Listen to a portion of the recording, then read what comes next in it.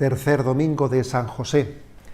Estamos desarrollando esa devoción conocida como los 7 domingos de San José.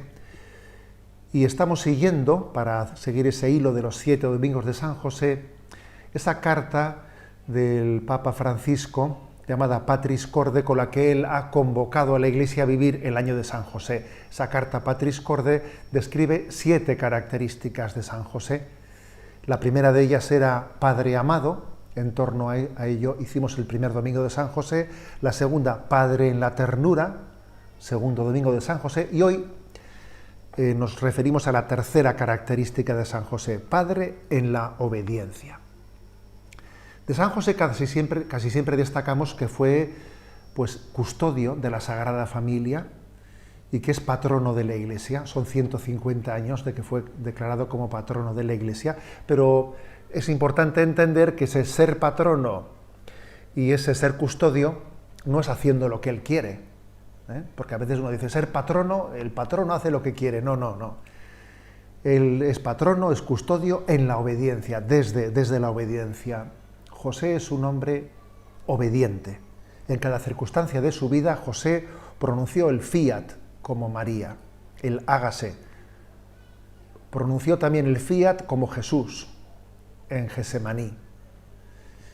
Y además no solo fue un hombre obediente, sino que también en su papel de cabeza de familia enseñó a Jesús a ser obediente. Y esto es un gran misterio. José enseñó a Jesús, y también María, obviamente, ¿no? José y María enseñaron a Jesús la obediencia. Con su ejemplo le enseñaron a obedecer los mandamientos de Dios. ¿Por qué es tan importante subrayar esto, que José fue modelo de obediencia para Jesús? Porque la obediencia es algo clave en la redención de Jesucristo, porque Jesús nos salvó obedeciendo. Repito, Jesús nos salvó obedeciendo. Hay un texto clave que es Romanos capítulo 5, versículo 19, que dice: pues así como por la desobediencia de un solo hombre, Adán, todos fueron constituidos pecadores, así también por la obediencia de uno solo, Jesús, todos serán constituidos justos. La desgracia nos vino por la desobediencia y la gracia nos viene por la obediencia de Jesús. ¿Y quién enseñó a Jesús a obedecer? Obviamente Jesús, por una parte, conocía la voluntad del Padre porque tiene también una ciencia infusa como hijo de Dios que es, pero también conoció Jesús de José por un conocimiento humano. Jesús tenía 2 tipos de conocimiento, ¿no? Un conocimiento humano y un conocimiento divino. Y también, humanamente hablando, Jesús aprendió de José la obediencia. Cuando nosotros vemos un pasaje evangélico y en él pues, vemos que Jesús nos enseña, imaginémonos, ¿no? Pues que no se entere la mano izquierda de lo que hace la derecha y nos pide que seamos discretos, que actuemos en humildad, en discreción. Uno dice, Jesús, eso que nos ha enseñado, ¿de dónde lo aprendió? ¿Lo aprendió de Dios Padre o lo aprendió de su padre en la tierra, de José? Posiblemente las dos cosas. Jesús aprendió de José la obediencia. Él se formó en la escuela del fiat, en la escuela del hágase de María, en la escuela del hágase de José. Entonces, repito, si uno se asoma a los evangelios, ve que José es el hombre de la obediencia. Casi siempre que se habla de José, se le está mandando, Dios le ordena en un imperativo cómo debe de actuar. Por ejemplo, no temas aceptar a María, tú le pondrás por nombre Jesús. José hizo lo que el ángel le había mandado: levántate, toma el niño contigo, huye a Egipto, quédate allí. Fijaros que son mandamientos que José, en la prontitud de su corazón, obedece rápidamente. También en los evangelios nos los presentan cumpliendo la orden del emperador César Augusto, que mandó que había que marchar al pueblo natal a empadronarse. Y José obedeció. Y también vemos cómo, cumpliendo las prescripciones de la ley, como buen judío, pues cumplió los ritos de la circuncisión de Jesús, de la purificación de María, de la presentación del primogénito de Dios. José es un hombre de obediencia. Cada vez que aparece en los evangelios, aparece obedeciendo. Él vivió la obediencia y enseñó a obedecer. Ciertamente es imposible enseñar a obedecer si uno no obedece. Menuda enseñanza es esa, ¿no?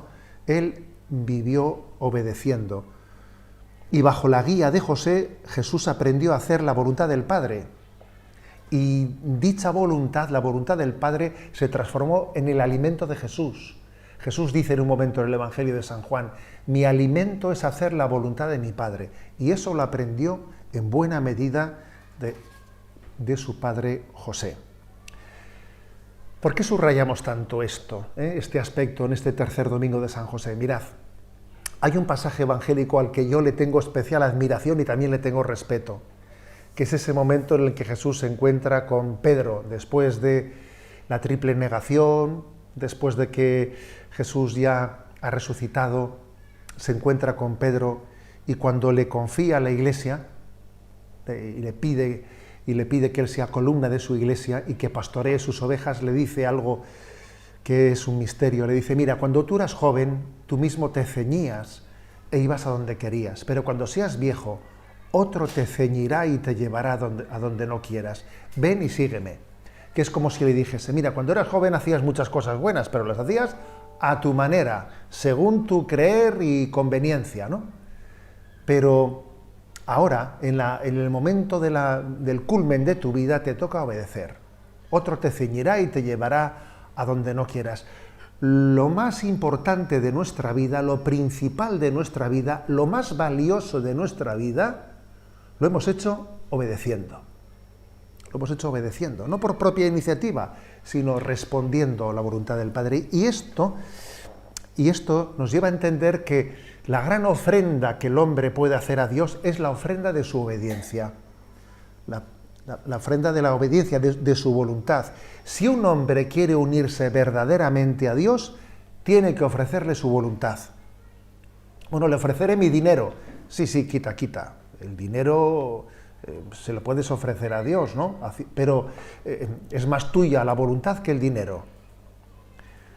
Fijaros, entre esos tres consejos evangélicos de pobreza, castidad y obediencia, el que es más nuestro no es el de la pobreza, no es el de la castidad siquiera, es el de la obediencia.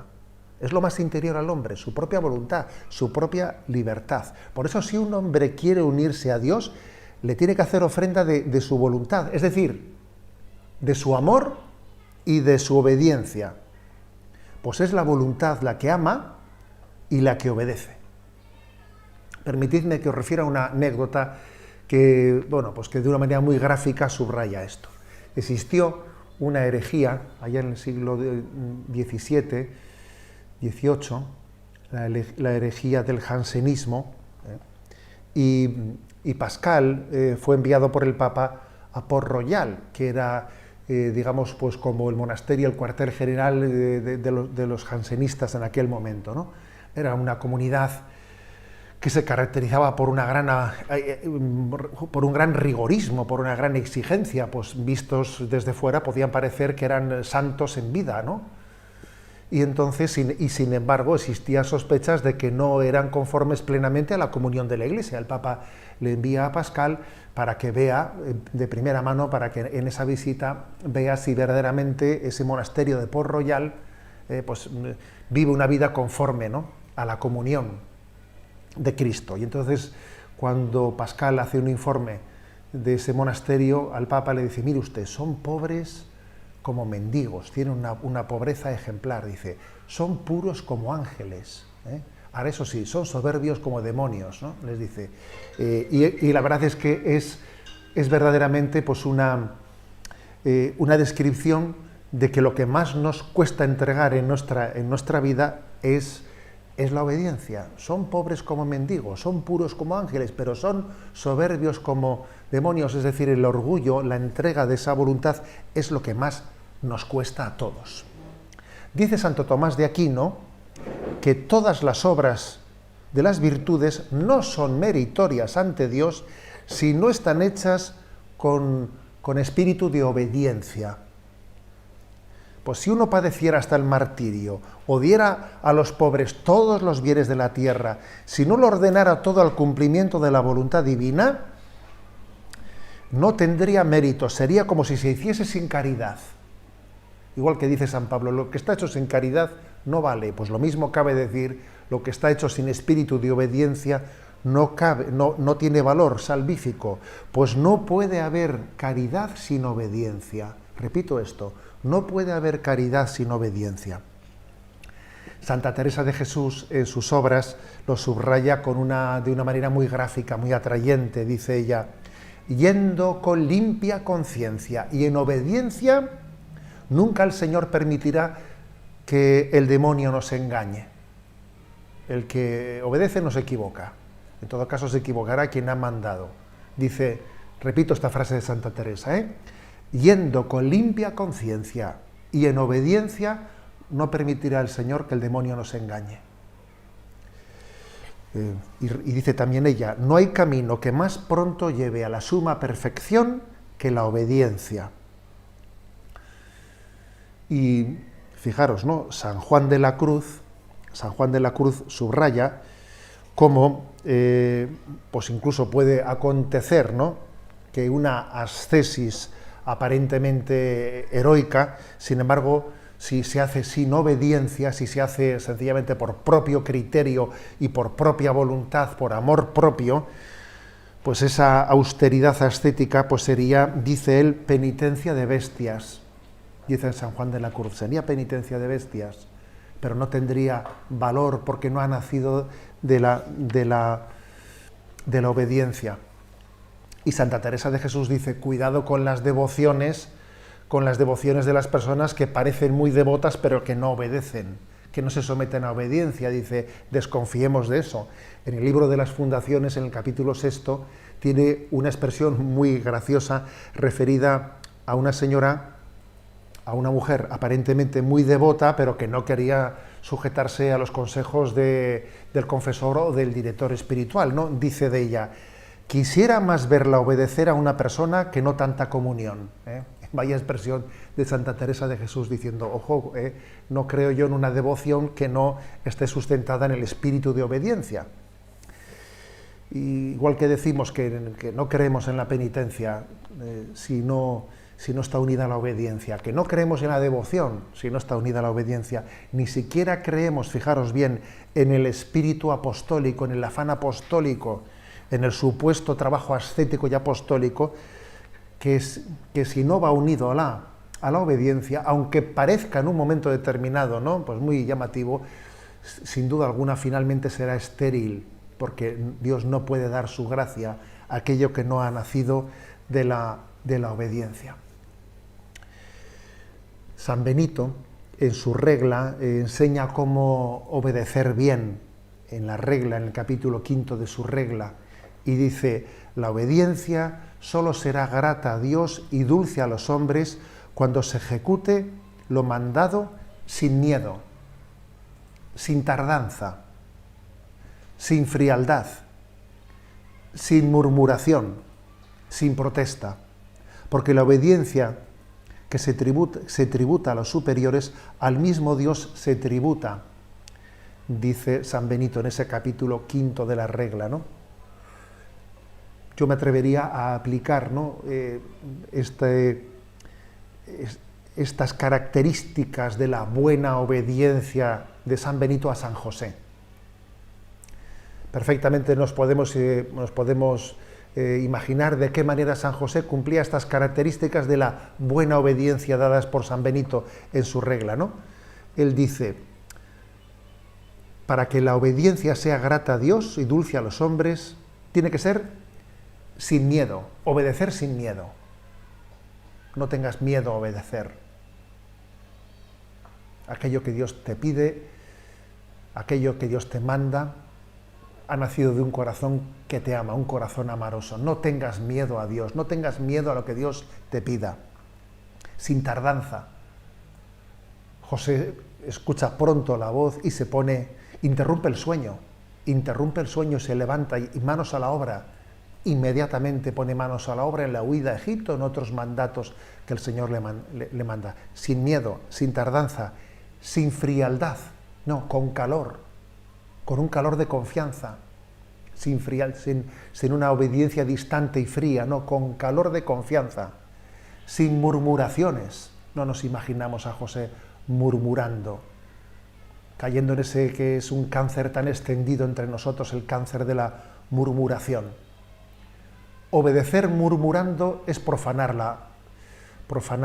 la obediencia, sin protesta. Así nos enseña José a obedecer, y además nosotros solemos equivocadamente pensar que la obediencia es una característica de las psicologías inmaduras y débiles, que quien se siente inseguro, que quien es débil e inmaduro, pues recurre a la obediencia para buscar una seguridad, ¿no? Y es todo lo contrario. La obediencia es mucho más fácil en las personas maduras y fuertes. Quien es maduro, quien tiene una psicología fuerte, integrada, ese sabe obedecer. Por el contrario, quien es inmaduro, quien es débil, difícilmente vivirá la obediencia, porque no tiene la confianza, porque está lleno de miedos. Invocamos a San José como el hombre obediente, como el hombre que enseñó a obedecer a Jesús, como el hombre que nos muestra a todos nosotros el camino de la obediencia, el hombre del fiat, que pronunció un sí aunado con su esposa.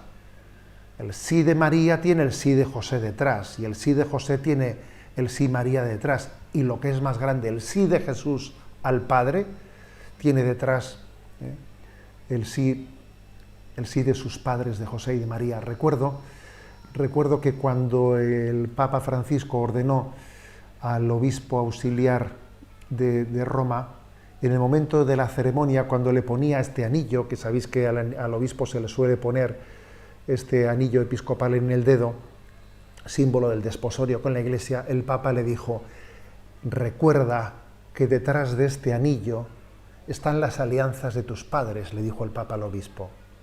Si las alianzas de tus padres tú no hubieses recibido este anillo episcopal, pues eso cabe decir de Jesús. También detrás del sí de Jesús se esconde el sí de María y el sí de José.